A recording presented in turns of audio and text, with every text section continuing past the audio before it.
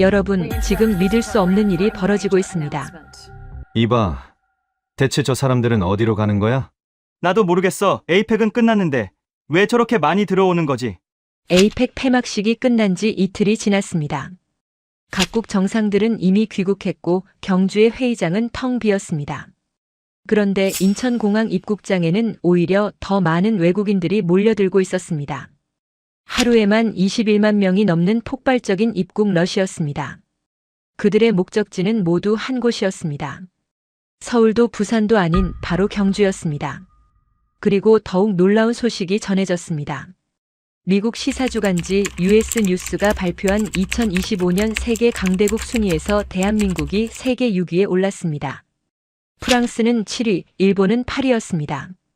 우리가 프랑스와 일본을 제쳤다는 이야기입니다. 이 순위는 전 세계 1만 7천여 명을 대상으로 한 설문조사 결과였습니다. 경제력, 군사력, 기술력, 문화 영향력을 종합한 글로벌 인식평가였습니다. 그런데 전문가들은 이 순위 상승의 배경에 경주 에이펙이 있었다고 분석했습니다. 전 세계가 한국을 다시 보기 시작한 것입니다. 호텔도 부족하다면서 대체 어디에서 묵는다는 거지?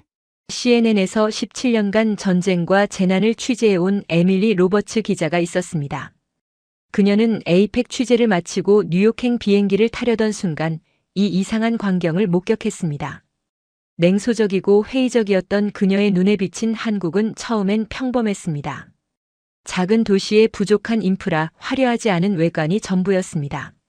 하지만 그녀가 포항 앞바다에서 발견한 것은 그녀의 모든 편견을 완전히 바꿔놓았습니다. 이건 단순한 임시방편이 아니었어. 이게 진짜 선진국이야. 한국이 세계에 보여준 것은 화려한 말이나 거창한 선언이 아니었습니다. 보이지 않는 곳에서 작동하는 완벽한 준비였습니다. 소리 높여 자랑하지 않지만 필요한 순간 완벽하게 작동하는 시스템이었습니다. 대체 포항 앞바다에서 무슨 일이 있었던 걸까요? 호텔 부족 문제를 어떻게 해결했길래 세계가 감탄했을까요? 그리고 그 결과 세계 강대국 순위 6위에 오른 비밀은 무엇일까요? 지금부터 CNN 기자 에밀리 로버츠가 직접 목격한 충격적인 한국의 진실을 들어보겠습니다. 시작에 앞서 좋아요와 구독 눌러주시면 한국의 더 많은 이야기를 소개하는 데에 큰 힘이 됩니다. 안녕하세요. 저는 에밀리 로버츠입니다. CNN 국제부에서 17년째 일하고 있습니다. 주로 전쟁과 재난 현장을 취재해왔지요. 경주에서의 일주일은 그렇게 끝났습니다. 트럼프 대통령과 시진핑 주석이 참석한 정상회의였고 저는 회의장과 만찬장을 오가며 정상들의 악수와 발언을 기록했지요. 솔직히 말하면 경주라는 도시 자체는 별로 인상적이지 않았습니다. 고분이라는 흙무덤 몇 개와 오래된 돌탑, 낡은 절 몇 곳이 전부였거든요. 회의장과 호텔을 오가며 본 경주는 그냥 조용한 지방 도시에 불과했습니다. 폐막식이 끝나자마자 짐을 쌌습니다. 이제 뉴욕으로 돌아갈 시간이었으니까요. 택시를 타고 서울로 향했고 그곳에서 KTX를 타고 인천공항에 도착했습니다. 출국 수속을 밟고 탑승권을 받았지요. 게이트까지 가는 시간은 30분이었습니다. 그런데 뭔가 이상했습니다. 보통 국제 행사가 끝나면 공항은 출국 인파로 붐비기 마련입니다. 각국 대표단과 기자들이 일제히 떠나니까요. 저도 카메라를 가방에 넣고 탑승권을 손에 쥔 채 출국장으로 향했습니다. 그런데 출국장보다 입국장이 더 붐볐습니다. 아니, 붐빈다는 표현으로는 부족했지요. 완전히 폭발 직전이었습니다. 전광판을 올려다 봤습니다. 공항 천장에 매달린 전광판이 깜빡이고 있었습니다. 금일 신규 입국자 21만 명이라는 숫자가 떠 있었지요. 하루에 21만 명이 한국으로 들어온다는 것이었습니다. 행사 직후인데도 말입니다. 저는 멈춰섰습니다. 제 앞에는 정상 수행단이 아니라 평범한 관광객들이 줄지어 서 있었습니다. 가족 단위 외국인들이 웃으며 여권을 꺼내고 있었지요. 짐 가득한 카트를 끌고 아이 손을 잡은 사람들도 있었습니다. 어떤 이들은 한복을 입고 기념 촬영까지 하고 있었습니다. 통관 직원에게 물었습니다. 폐막식이 끝났는데 왜 입국자가 이렇게 많은지를요. 직원은 미소를 지으며 경주 행사 때문에 한국에 관심을 가진 사람들이 폭주하고 있다고 설명했습니다. 폐막식이 끝나고 나서 오히려 더 몰려온다는 것이었습니다. 경주요? 제가 방금까지 있던 그 경주 말인가요? 저는 어이가 없었습니다. 제가 일주일 동안 봤던 경주는 평범했거든요. 흙으로 덮인 무덤과 1200년 된 돌탑이 전부였습니다. 솔직히 반나절이면 다 볼 수 있는 곳이었지요. 전광판을 다시 봤습니다. 도쿄발, 베이징발, 방콕발, 시드니발 항공편 모두에 빨간 만석 표시가 떠 있었습니다. 정말 이해가 되지 않았습니다. 경주가 파리도 아니고 뉴욕도 아닌데 말입니다. 저는 방금까지 거기 있었는데 그냥 작은 도시였습니다. 제 손에는 여전히 뉴욕 탑승권이 들려 있었습니다. 게이트까지 가는 시간은 30분이었고 출국하면 그만이었습니다. 취재는 끝났으니까요. 하지만 제 발은 움직이지 않았습니다. 뭔가 이상했거든요. 저는 일주일 동안 경주에 있었습니다.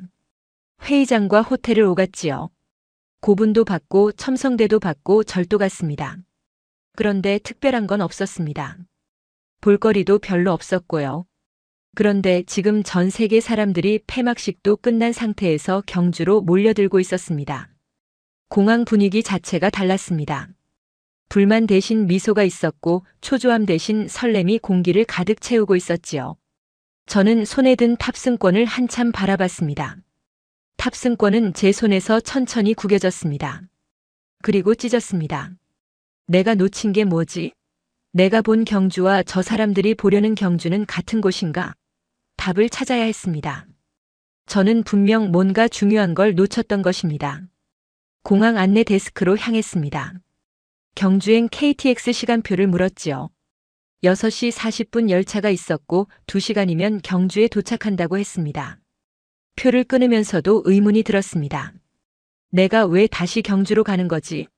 방금까지 거기 있었는데 그냥 뉴욕으로 돌아가는 게 맞는 건 아닐까?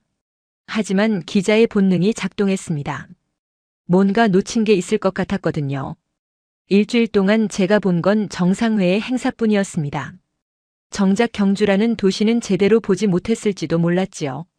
CNN 본사에 긴급 메시지를 보냈습니다. 귀국 연기 경주에서 후속 취재 진행이라고 적었습니다. 답장은 빨랐습니다.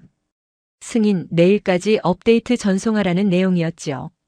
KTX 안에서 저는 창밖을 바라봤습니다.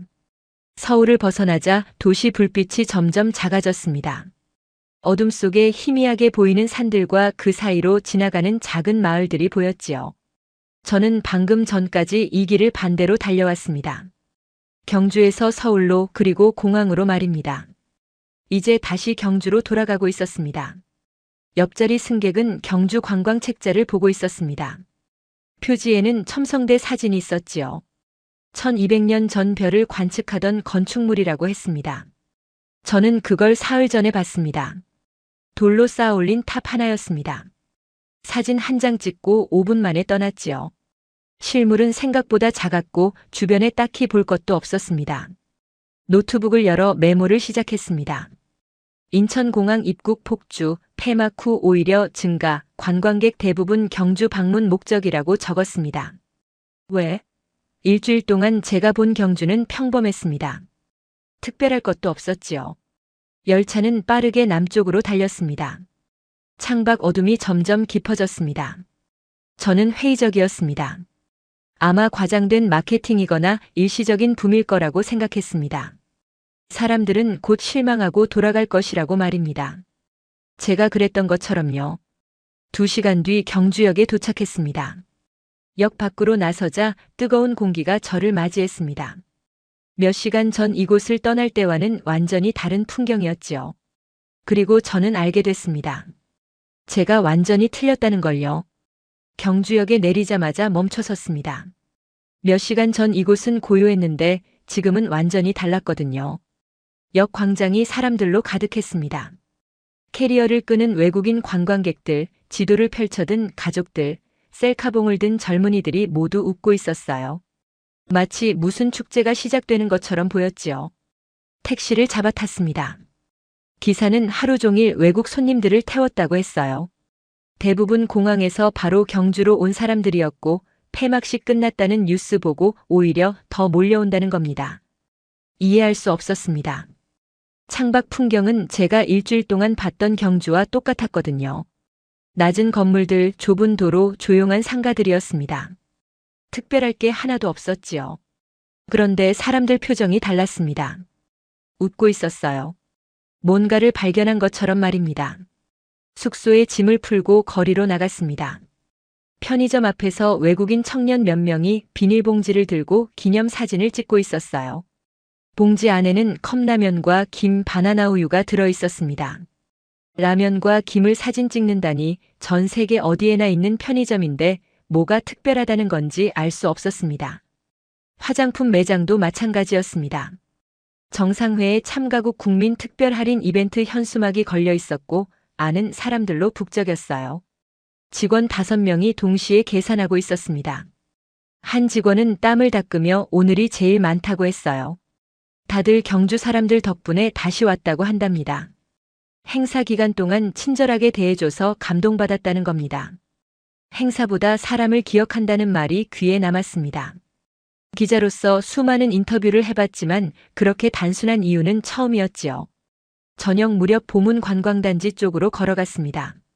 그때 저 멀리 무언가 반짝이는 게 보였어요. 운전석이 없는 버스였습니다. 도로 위를 조용히 미끄러지듯 달리고 있었지요. 제가 정상회의 기간 중에 취재했던 자율주행 셔틀이었습니다. 셔틀 옆면 전광판에는 정상회의 레거시 투어, 첨성대와 보문호수 순환이라고 적혀 있었어요. 셔틀이 정류장에 멈춰섰고 외국인 관광객 10여 명이 탑승했습니다. 행사는 끝났는데 시스템은 계속 돌아가고 있었던 겁니다. 노트북을 열어 메모했습니다. 경주역 인파 폭증, 편의점 쇼핑, 화장품 매장 만원, 자율주행 셔틀 지속 운행. 마지막 문장을 적었어요. 이건 끝난 게 아니야, 오히려 시작인 것 같다고 말입니다. 여전히 회의적이었습니다. 며칠 지나면 식을 겁니다. 하지만 제 눈앞의 풍경은 달랐어요. 사람들은 떠나지 않고 있었습니다. 오히려 더 몰려들고 있었지요. 거리 곳곳에 정상회의 참가국 환영 현수막이 걸려 있었습니다. 식당마다 다국어 메뉴판이 비치돼 있었어요. 이 도시는 끝나지 않았습니다. 폐막식은 끝났지만 경주는 여전히 작동하고 있었습니다. 하지만 제 안에서 뭔가 금이 가기 시작했습니다. 내가 봤던 건 도시의 껍데기였을지도 몰라요. 그 안에서 무언가 전혀 다른 것이 움직이고 있었습니다. 호텔 로비에서 영국 방송 기자를 만났습니다. 그도 저와 같은 생각이었어요. 뭔가 놓친 것 같다고 말이지요. 우리는 일주일 동안 회의장만 쫓아다녔습니다. 정작 이 도시가 어떻게 움직이는지는 보지 못했던 거예요. 그날 밤 메모를 다시 읽어봤습니다. 내일은 제대로 봐야겠다고 생각했습니다. 이 도시가 숨기고 있는 것을 말입니다. 다음 날 이른 아침 호텔 로비에서 우연히 들은 대화가 모든 걸 바꿔놓았습니다. 조식을 먹으러 내려가는 길이었습니다. 엘리베이터 앞에서 두 남자가 이야기하고 있었어요. 정장 차림의 명찰을 보니 일본 기업인들이었습니다. 한 사람이 영어로 말하고 있었지요. 바다 위 호텔은 정말 놀라웠고 다시 한번 가보고 싶다는 내용이었습니다. 바다 위 호텔이라니요? 제가 아는 한 경주 근처에 바다는 없었거든요.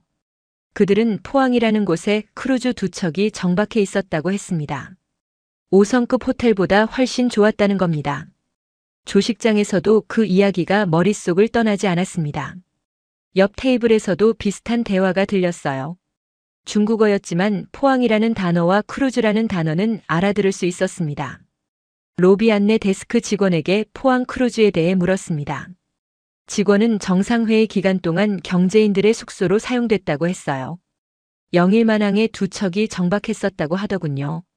일주일 동안 경주에 있으면서 그런 얘기는 한 번도 제대로 들어본 적이 없었습니다. 회의장과 만찬장, 기자회견만 쫓아다녔으니까요. 직원은 내일 11월 1일 정오에 출항한다고 했습니다. 가보면 마지막 모습을 볼 수 있을 거라고 하더군요. 바로 택시를 불렀습니다. 포항 영일만항으로 가겠다고 했어요. 기사는 요즘 그쪽으로 가는 손님이 많다고 했습니다. 정상회의 기간 동안 경주와 포항을 오가는 외국인들이 정말 많았다고 하더군요. 매일 아침 경주로 출근하듯 갔다가 저녁에 크루즈로 돌아갔다고 합니다. 셔틀버스가 40대 넘게 운행됐다고 했어요. 차는 경주 시내를 벗어나 동쪽으로 향했습니다. 40분쯤 걸렸어요. 차창 밖으로 바다가 보이기 시작했습니다. 동해였어요. 푸른 물결이 햇살에 반짝이고 있었습니다. 항구에 도착하기 전부터 규모가 느껴졌습니다. 거대한 컨테이너 크레인들이 줄지어 서 있었고 선박들이 정박해 있었어요. 그리고 그 너머로 두 척의 거대한 크루즈가 보였습니다. 흰색 선체가 햇살을 받아 빛나고 있었지요. 택시에서 내렸습니다. 국제 여객 터미널이라는 건물로 들어갔어요. 안내 데스크 직원이 반갑게 맞아줬습니다. CNN 기자라고 하니 더욱 환영하더군요. 직원이 설명을 시작했습니다. 크루즈 두 척이 10월 28일에 입항했다고 했어요. 피아노랜드호와 이스턴 비너스호였습니다. 하나는 850개 객실이고 다른 하나는 250개 객실이라고 했어요. 합치면 1100명을 수용할 수 있는 규모였지요. 경주는 작은 도시라 호텔이 부족했다고 합니다. 그래서 6개월 전부터 이 방안을 준비했다는 겁니다. 대한상공회의소와 포항시 해양수산부가 함께 준비했다고 했어요. 국내에서는 처음 시도하는 방식이었답니다. 영일만항은 수심이 깊어서 대형 선박이 접안할 수 있었고 경주까지 차로 40분 거리라 접근성도 좋았다고 합니다. 국제 여객 터미널도 이미 갖춰져 있었고요. 출입국 수속이 가장 큰 문제였답니다. 크루즈는 국외 지역으로 분류되거든요. 최초 입국 때만 제대로 수속을 받고 이후에는 간소화했다고 했습니다. 전용 셔틀버스를 타고 경주로 가는 경우에는 별도 검사를 생략했다고 해요. 보안 인증을 받은 버스였으니까요. 셔틀버스만 40대가 넘었답니다. 1시간에 한 번씩 왕복했고 경주 행사장까지 논스톱으로 운행했다고 합니다. 승객들 반응은 아주 좋았다고 했어요. 처음에는 걱정했지만 막상 이용해보니 호텔보다 좋았다고들 했답니다. 크루즈 안에 레스토랑, 수영장, 스파, 극장까지 다 있었거든요. 포항시에서는 환영 행사도 준비했답니다. 불꽃쇼와 드론쇼, 해양 미식 축제까지 열었다고 했어요. 크루즈 승객들을 위한 특별 프로그램이었지요. 노트북을 꺼내 메모하기 시작했습니다. 크루즈 두 척, 1100명 수용, 6개월 전 준비, 출입국 간소화, 40대 셔틀버스, 환영 행사. 제 손이 떨리고 있었습니다. 흥분 때문이었어요. 이건 단순한 임시 방편이 아니었습니다. 완벽하게 설계된 시스템이었던 거예요. 터미널을 나서자 항만 관계자 한 명이 다가왔습니다. 50대쯤 되어 보이는 남자였는데 제가 외국인 기자라는 걸 알고는 직접 안내해 주겠다고 나섰더군요. 그를 따라 부두로 걸어갔습니다. 그리고 처음으로 크루즈 두 척을 제대로 봤어요. 압도적이었습니다. 피아노랜드호는 7만 톤급이었는데 길이가 260m는 돼 보였습니다. 축구장 3개를 이어놓은 크기였지요. 이스턴 비너스호는 상대적으로 작았지만 그것도 충분히 거대했습니다. 흰색 선체가 햇살을 받아 눈부시게 빛나고 있었어요. 850개 객실의 창문들이 반짝이고 있었습니다. 갑판에는 수영장과 레스토랑이 보였고 꼭대기에는 전망대가 있었지요. 정말로 바다 위에 떠 있는 호텔이었습니다. 관계자가 이야기를 시작했습니다. 크루즈 입항 당일인 10월 28일 아침 8시 30분 수평선 너머로 거대한 선체가 나타났다고 했어요. 처음엔 작은 점처럼 보이던 게 점점 가까워지더니 항구 전체를 압도하는 크기였다는 겁니다. 피아노랜드호는 홍콩에서 제주를 거쳐 5일 만에 포항까지 왔답니다. 해양경찰 경비정 4척이 호위하며 천천히 부두로 접근했다고 해요. 항만 직원들은 물론이고 인근 공장 노동자들까지 작업을 멈추고 지켜봤답니다. 포항에서 이런 규모의 크루즈를 본 건 처음이었으니까요. 1시간 뒤 이스턴 비너스호도 도착했습니다. 일본 나가사키에서 부산을 거쳐왔다고 하더군요. 두 척이 나란히 정박하는 데만 3시간이 걸렸답니다. 밀리미터 단위로 위치를 조정해야 했거든요. 관계자가 설명을 이어갔습니다. 왜 한국이 이런 방식을 선택했는지 말입니다. 경주는 인구 25만의 소도시였어요. 특급 호텔이라고 해봐야 대여섯 곳에 불과했지요. 2만 명이 넘는 정상회의 참가자를 수용할 수 없었습니다. 부산이나 대구 호텔을 이용하는 방안도 검토했지만 매일 100km 이상을 왕복해야 했답니다. 임시 숙소를 짓는 방안도 나왔답니다. 하지만 비용이 수천억 원이 들고 시간도 2년은 걸렸지요. 무엇보다 행사 끝나면 쓸모없는 건물만 남는다는 게 문제였어요. 그때 누군가 크루즈 아이디어를 냈답니다. 처음엔 모두가 불가능하다고 했답니다. 크루즈는 몇 년치 운항 일정이 이미 확정돼 있거든요. 하지만 대한상공회의소에서 직접 중국과 일본 선사를 접촉했고 놀랍게도 일정 조정이 가능하다는 답을 받았답니다. 한국 정상회의에 협조하고 싶다는 거였지요. 5월에 계약이 체결됐습니다. 그때부터 6개월간 준비가 시작됐어요. 가장 큰 난관은 법적 문제였답니다. 크루즈는 국외 지역으로 분류되거든요.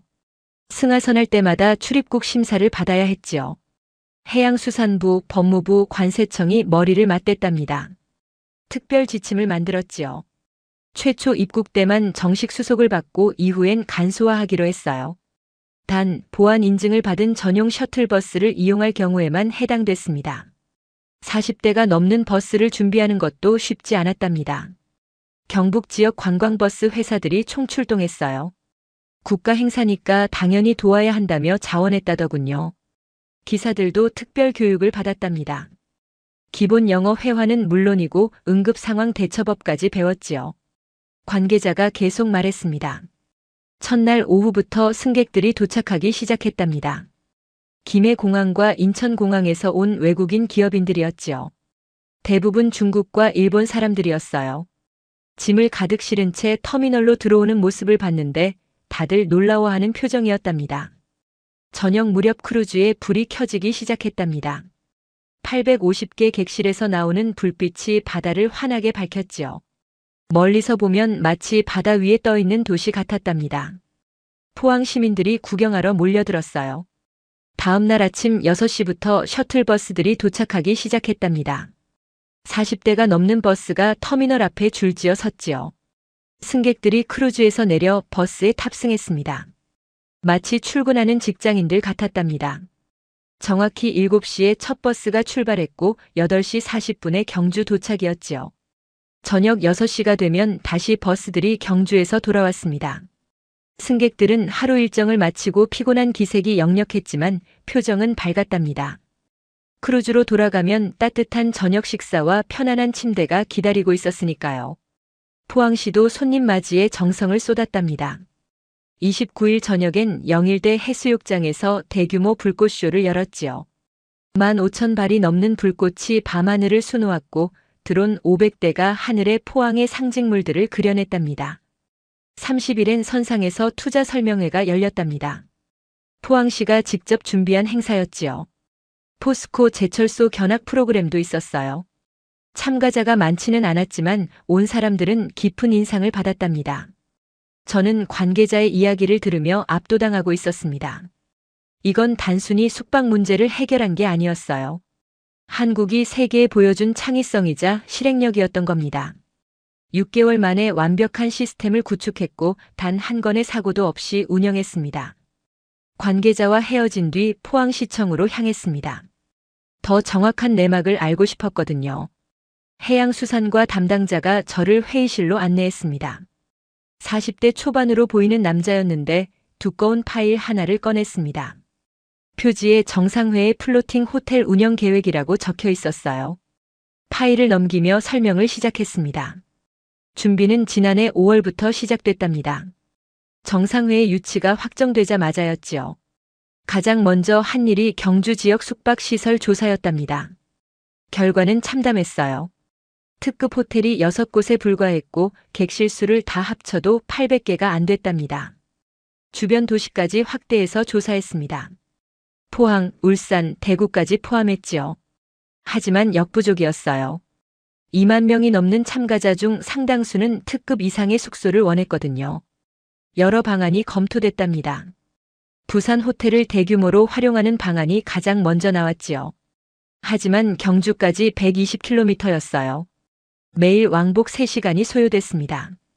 임시 숙소 건설안도 나왔는데 예산이 1천억 원이 넘었고 공사 기간만 1년 반이 걸렸습니다. 무엇보다 행사 끝나면 철거해야 한다는 게 문제였지요. 막다른 골목이었습니다. 그러던 어느 날 해양수산부 관계자 한 명이 크루즈를 활용하면 어떻겠느냐고 제안했답니다. 대부분 불가능하다는 반응이었어요. 크루즈는 정기 노선을 운항하는 상업 선박이거든요. 3년에서 4년치 일정이 이미 확정돼 있었습니다. 하지만 대한상공회의소에서 적극적으로 나섰답니다. 아시아 주요 선사들에게 직접 제안서를 보냈지요. 놀랍게도 긍정적인 답변이 왔답니다. 중국 선사가 운영하는 피아노랜드호가 가능하다고 했어요. 홍콩 제주 노선을 운항하던 배였는데 10월 말은 비수기라 일정 조정이 가능하다는 겁니다. 한국 선사인 두원 크루즈 페리에서도 손을 들었답니다. 이스턴 비너스호를 제공하겠다고 했어요. 5월 중순 계약이 체결됐습니다. 두 척을 합쳐 1,100개 객실이었지요. 하루 임차료만 수억 원이었지만 호텔을 새로 짓는 것보다 훨씬 경제적이었어요. 하지만 진짜 전쟁은 그때부터였답니다. 법적 문제가 산더미처럼 쌓여 있었거든요. 크루즈는 외국 선적이라 국외 지역으로 분류됐습니다. 승객이 승선할 때마다 출입국 심사를 받아야 했지요. 해양수산부, 법무부, 관세청, 질병관리청까지 합동 태스크포스가 꾸려졌답니다. 3개월간 수십 차례 회의를 했지요. 법률 검토만 수백 쪽이 나왔어요. 선례가 전혀 없었거든요. 국내에서 크루즈를 숙박시설로 활용한 적이 한 번도 없었습니다. 결국 특별 지침이 만들어졌습니다. 핵심은 간소하였지요. 최초 입국 때만 정식 절차를 밟고 이후엔 신원 확인만 하기로 했어요. 단, 보안 인증을 받은 전용 차량만 이용해야 한다는 조건이었습니다. 셔틀버스 준비도 만만치 않았답니다. 40대가 넘는 버스가 필요했거든요. 경북도청이 나섰습니다. 도내 모든 관광버스 회사에 협조 공문을 보냈지요. 놀랍게도 모두가 손을 들었답니다. 버스마다 폐쇄회로 카메라 4대씩을 설치했습니다. 기사 160명은 2주간 매일 저녁 교육을 받았어요. 기본 영어 회화는 물론이고 응급처치, 화재 대응까지 배웠답니다. 루트도 특별했습니다. 포항에서 경주까지 왕복 80km인데 일반 도로를 쓰지 않았어요. 고속도로 전용 차선을 만들었습니다. 경찰이 선도하고 후미를 경호했지요. 40분이면 도착했는데 신호등 한 번 안 걸렸답니다. 포항시도 할 일이 많았습니다. 영일만항 주변을 대대적으로 정비했지요. 국제 여객 터미널 내부를 새로 단장했고 다국어 안내판을 곳곳에 설치했습니다. 외국어 가능한 안내 인력 50명을 배치했어요. 환영 행사도 준비했습니다. 29일 저녁 0일대 해수욕장 불꽃쇼는 포항시 역사상 최대 규모였답니다. 15,000발이 넘는 불꽃을 쏘아 올렸지요. 드론쇼도 함께 진행했는데 500대를 띄웠습니다. 예산만 8억 원이 들었어요. 담당자가 설문조사 결과를 보여줬습니다. 대한상의가 크루즈 이용객들을 대상으로 실시한 거였어요. 만족도가 87%였습니다. 시설 만족도는 91%, 서비스 만족도는 89%였지요. 특히 한국인 직원들의 친절함에 높은 점수를 줬답니다. 자유의견란이 가장 인상적이었습니다. 한 일본 기업인은 한국의 창의성에 감탄했다고 불가능을 가능으로 만드는 힘을 봤다고 썼습니다. 중국 기업인은 한국이 진정한 선진국이라는 걸 확인했다고 적었어요. 담당자가 마지막으로 한 말이 가슴에 꽂혔습니다. 이번 경험이 앞으로도 활용될 거라고 했어요. 포항시는 영일만항을 국제 크루즈 기항지로 발전시킬 계획이랍니다. 5일간의 실험이 포항의 미래를 바꿔놓은 거였습니다. 저는 자료를 넘기며 압도당하고 있었습니다. 6개월 만에 이 모든 걸 준비했다는 게 믿기지 않았거든요. 수십 개 기관이 협력했고 수백 명이 땀 흘렸습니다. 법을 새로 만들고 시스템을 구축하고 사람을 교육했지요. 시청을 나와 다시 영일만항으로 돌아왔습니다. 크루즈 승객들을 직접 만나보고 싶었거든요. 터미널 앞 광장 벤치에 앉아 오가는 사람들을 관찰했습니다. 1시간쯤 지났을까요? 캐리어를 끄는 동양인 2명이 눈에 들어왔어요. 50대 정장 차림이었는데 일본어로 대화하고 있었습니다. 다가가 영어로 말을 걸었습니다. 크루즈를 이용했느냐고 물으니 고개를 끄덕이더군요. 도쿄에서 왔다며 이스턴 비너스호에 5일간 묵었다고 했어요. 무역회사 임원들로 정상회의 경제인 행사에 참석했답니다. 크루즈 경험이 어땠느냐고 물었습니다. 두 사람이 서로 얼굴을 보며 웃더군요. 한 명이 입을 열었습니다. 처음엔 불안했답니다. 바다 위에서 5일을 지낸다는 게 걱정됐다고 했어요. 하지만 승선하자마자 생각이 바뀌었답니다. 객실이 25제곱미터 정도 됐는데 5성급 호텔 수준이었답니다. 킹사이즈 침대에 소파까지 있었고 창문을 열면 바다가 한눈에 들어왔지요. 식사가 특히 인상적이었답니다. 뷔페 레스토랑과 정식 레스토랑 두 곳이 있었는데 음식 종류가 놀라울 정도로 다양했어요. 한식, 중식, 일식, 양식은 물론이고 할랄 음식까지 준비돼 있었답니다. 무엇보다 식재료가 신선했다고 했어요. 매일 아침 포항 수협에서 공수해온 해산물이었거든요. 이동은 전혀 불편하지 않았답니다. 매일 아침 7시에 셔틀버스가 출발했는데 정시 운행이 완벽했답니다. 한 번도 지각한 적이 없었어요. 40분이면 경주 행사장에 도착했는데 버스 안에서 간단한 조식도 제공됐답니다. 출입국 수속도 간단했답니다. 첫날 제대로 심사를 받은 뒤로는 거의 확인만 하고 통과시켜줬어요. 매번 줄 서서 기다릴 필요가 없었답니다. 그런데 가장 감동적이었던 건 따로 있었답니다. 한 명이 이야기를 시작했어요. 셋째 날 아침이었답니다. 전날 저녁 늦게까지 회식이 있었는데 술을 좀 마셨답니다. 그래서 아침에 일어나지 못했고 7시 버스를 놓쳤지요. 당황해서 터미널로 뛰어갔습니다. 다음 버스는 8시였는데 그럼 회의에 늦을 판이었어요.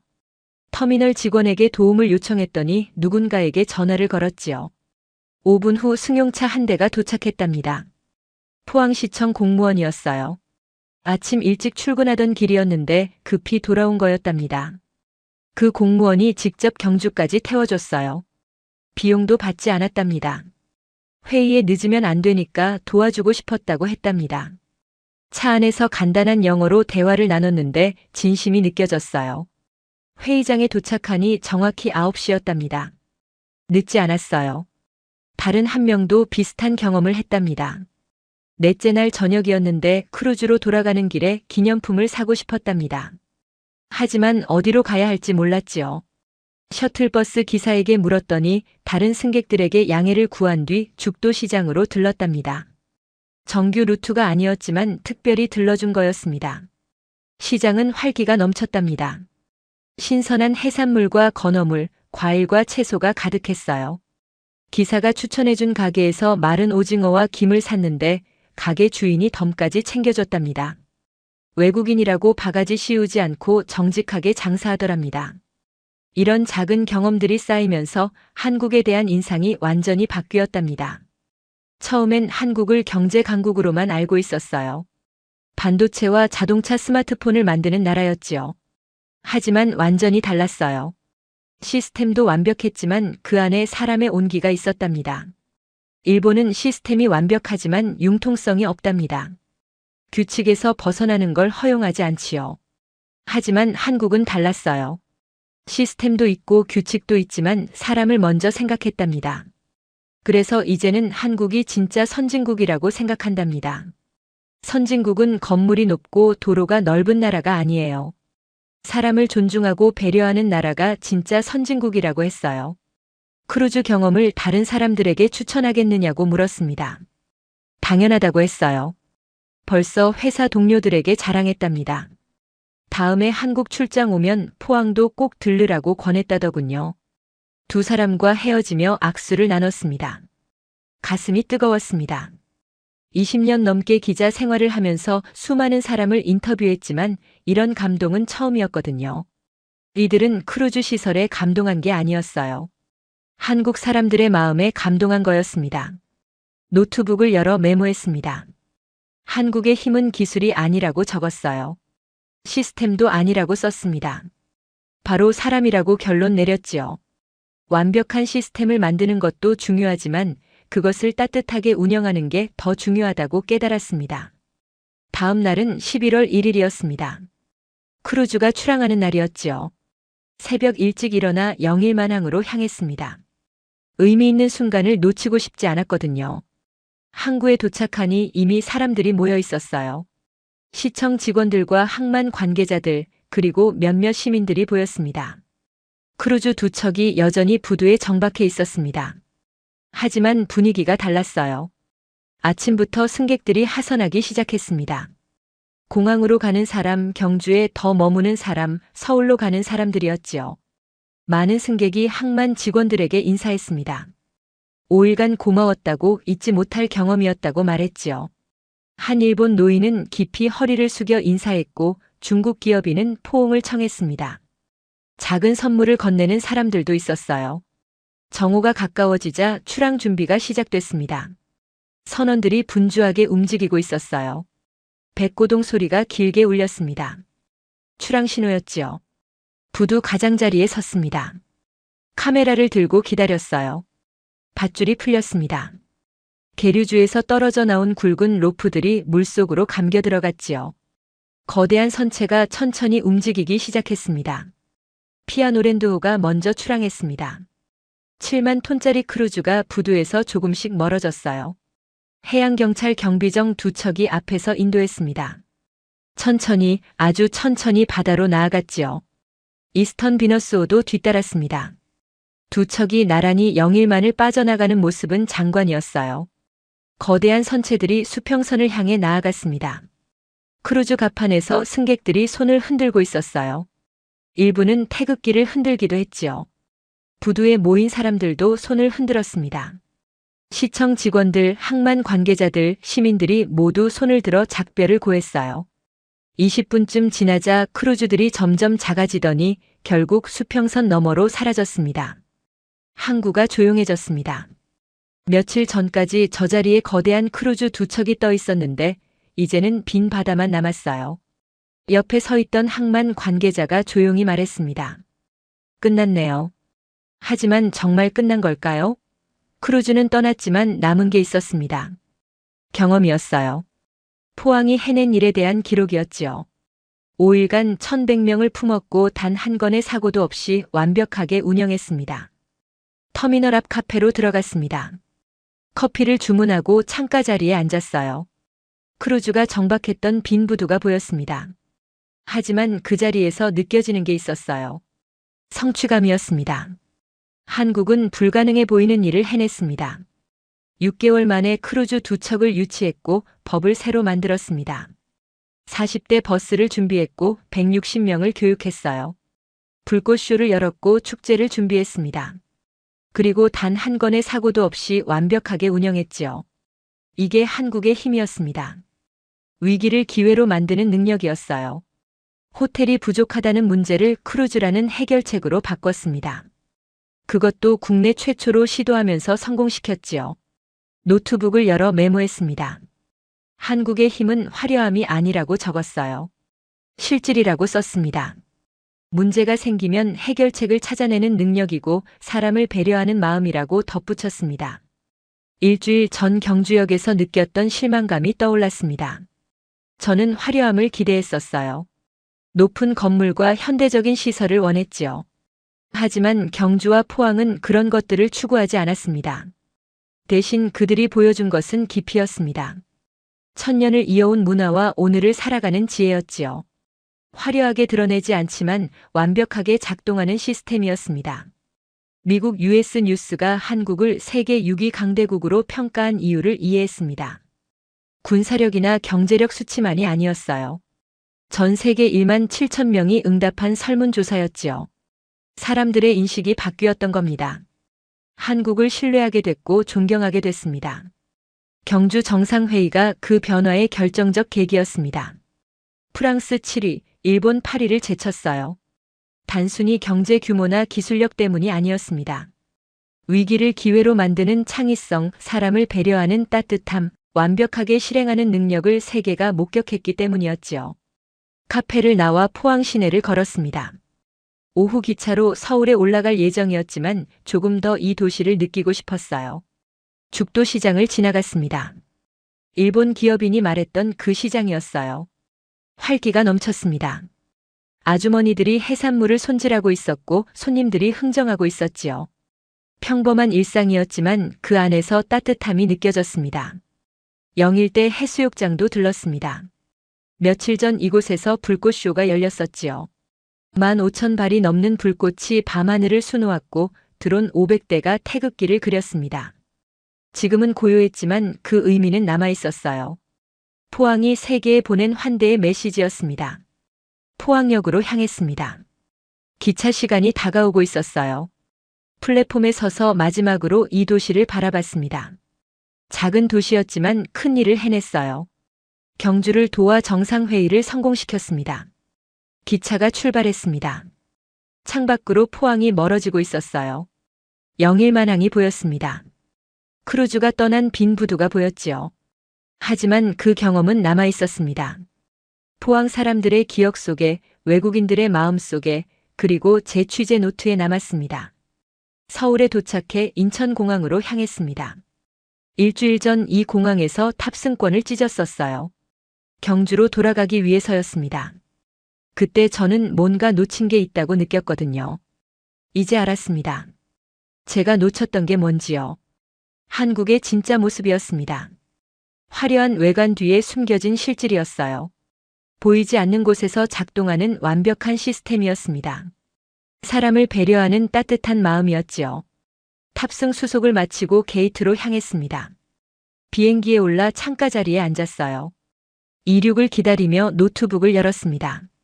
CNN 본사로 보낼 최종 리포트를 작성하기 시작했어요. 제목을 정했습니다.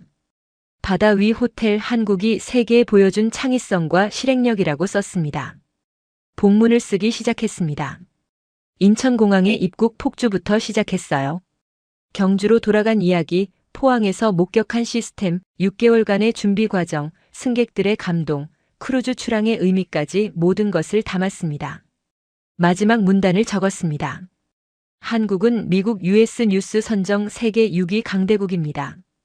프랑스 7위, 일본 8위를 제쳤지요. 이 순위는 전 세계 1만 7천 명의 설문조사 결과였습니다. 사람들의 인식이 바뀐 겁니다.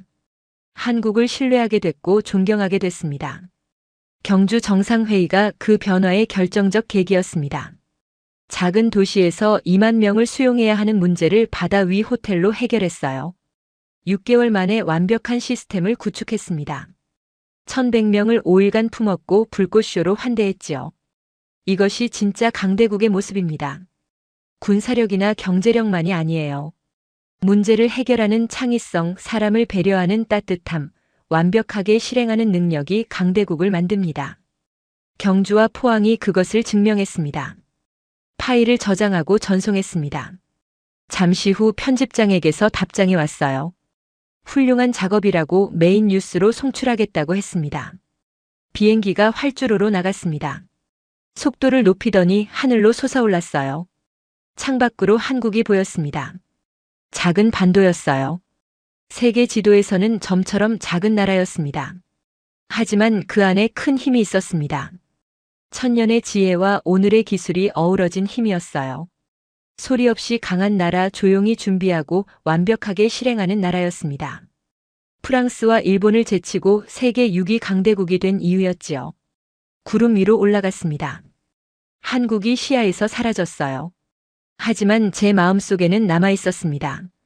경주의 고요함, 포항의 활기, 크루즈의 감동, 사람들의 미소가 모두 각인됐지요. 눈을 감았습니다. 긴 여정이었지만 값진 경험이었어요. 좋은 이야기를 취재했습니다. 세계에 전할 가치가 있는 이야기였지요. 한국의 진짜 모습을 보여주는 이야기였습니다. 지금까지 제 이야기를 들어주셔서 감사합니다. 오늘 사연은 여기까지입니다. CNN 기자가 발견한 진짜 한국 스토리 어떠셨나요? 사연의 주인공에게 응원의 댓글을 남겨주세요. 지금까지 감동정거장에서 사연 전해드렸습니다. 사연이 마음에 드셨다면 좋아요와 구독 부탁드립니다. 시청해주셔서 감사합니다.